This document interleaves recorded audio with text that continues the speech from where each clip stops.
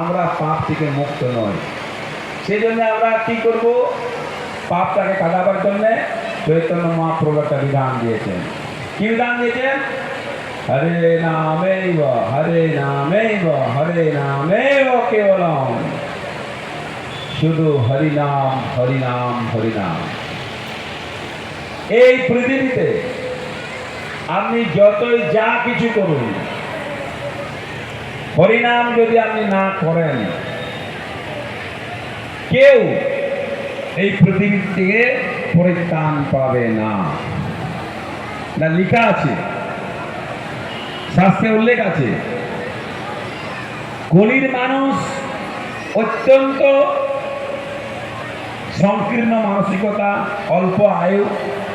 একটা শ্লোক আছে পদ্মপুরাণে, প্রায়ণ অল্প আয়ুষু।